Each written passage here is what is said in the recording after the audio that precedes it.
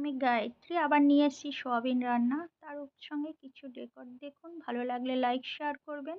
Soybean জলে দিয়ে তারপরে তুলে নিলাম চিপে। তারপরে মটরশুঁটি, রসুন, পেঁয়াজ একসাথে দিলাম। দিয়ে হালকা একটু গরম করলাম গরম জল থেকে। এরপরে তুলে নিলাম। গরম হলো কিছুটা। একটু ফোটার পরে ফুটলো ভালো করে। মোটামুটি ফুটলো, এবার জল থেকে তুলে নিয়েছি। তুলে নিয়ে ঠান্ডা জলে দিয়ে দিলাম। একটু ওটা নোংরা একটু মানে জলটা একটু খারাপ হয়ে গেছে, তারপরে পরিষ্কার জলে দিয়ে দিলাম। জলটাও পরিষ্কার হয়ে গেল। এবারে সব পেঁয়াজ, সয়াবিন সব একসঙ্গে কাটছি, এটা তো তৈরি করছি। মটরশুঁটি ছুঁড়ে দিলাম, জলদি জলদি হয়ে গেল। এবার তার সাথে কি করছি, এবার একটু এটা হচ্ছে একটা কাঁচা হলুদকে কি তৈরি করছি দেখুন। আমি আসলে এখন আদা রসুন রান্না করতে যাই, যেটাই দেখি। আগেও দেখতাম, আগে একটু একটু ক্লের কাজ করতাম, এখন একটু ক্লের কাজটা বন্ধ করেছি। আসলে আর অতটা জায়গা নেই ক্লে করার, এখন একটু এসব দিয়েই কাজ করছি। রান্নাটাও হচ্ছে দেখুন। চোখের মধ্যে দুটো লবঙ্গ দিয়ে দিলাম, দুটো আই হয়ে গেল। নাকের কাছে একটা, এটা তৈরি করছি একটা টাইগার। দেখুন তো তৈরি হয় কিনা। যে কি সুন্দর দুটো পায়ের কাছে এরকম রয়েছে। যেটাই দেখি কিছু না কিছু করার ইচ্ছে হয়। আগে একটা ডগি করেছি। এবার দেখুন আদা, টাইগার, হলুদ কালার টাইগারের কথা মনে পড়লো। দেখুন দুটো টাইগার তৈরি করেছি। কেমন লাগছে বলবেন। এবার শুকনো খোলা একটা কিছুটা তেলের ভিতরে জিরে দিয়েছি, আর শুকনো লঙ্কা তেজপাতা, আর শুকনো অবস্থায় কিছুটা জিরে দিয়েছি। একটা জায়গায় দুটো একসাথে করে নিচ্ছি। পাশে টাইগারকে বসিয়ে রেখেছি, ও তো রান্না বান্না দেখছে। আমারও ভালো লাগছে। এবার তেলের ভিতরে একসাথে একটু সেদ্ধ আলু, হালকা সেদ্ধ আলু, যেটা ছোকলাটা ছোলার জন্য একটু সেদ্ধ করে নিই আমি, ডাইরেক্ট আর ছুলি না। নুন দিলাম। ওই তেলটা আর কিছুটা দিয়ে দিলাম। তারপরে পেঁয়াজটাও বড় করে কেটে কেটে দিয়ে দিলাম।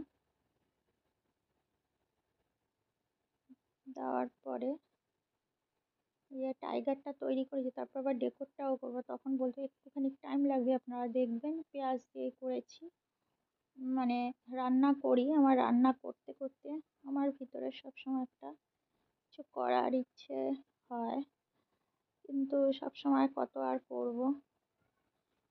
নিজস্ব একটু রসুন দিলাম, একটু আদা দিলাম কুড়ে।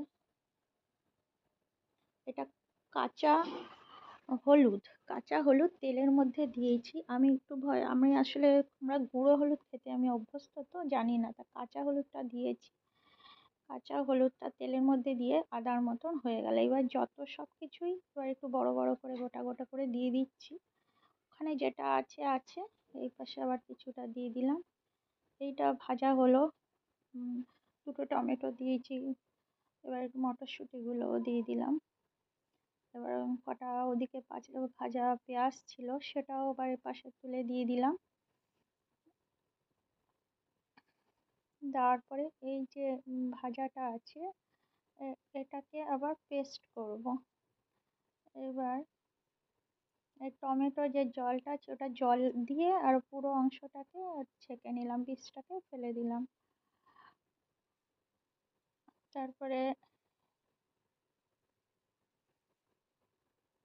ওপাশে আলু সয়াবিন মোটামুটি ভাজা হয়ে গেছে। আপনারা একটু তেলে বেশি করে ভাজতে পারেন, কোনো অসুবিধা নেই। টাইগারটাকে রেখে দিয়েছি পাশে, আপাতত ঘন্টাখানেক রাখা যাবে যতক্ষণ করছি। তারপরে আবার ওটাকে খেয়ে ফেললেই হয়ে যাবে। আমার দেখানো হয়ে গেল, আর এখন আর দরকার নেই। আগে কিছু একটা করলে মনে হতো এটা আর দ্বিতীয়বার পারবো না, এখন যেটাই করব সেটা মনে হয় থেকে ভালো আবার একটা করতে পারবো। তাই এখন আর নষ্ট হয়ে গেলে খুব একটা তেমন কিছু মনে হয় না। এবার বাটাটা পুরো একদম যে বাটাটাকে দিয়েছিলাম পুরোটাই পেস্ট, মটরশুঁটি। এবার এর ভিতরে একটু গরম মশলা দিলাম হালকা। এরপরে একটু টমেটো গার্লিক সস দিলাম, আর একটু চিকেন মশলা দিলাম। এটা একটু চিকেন মশলা।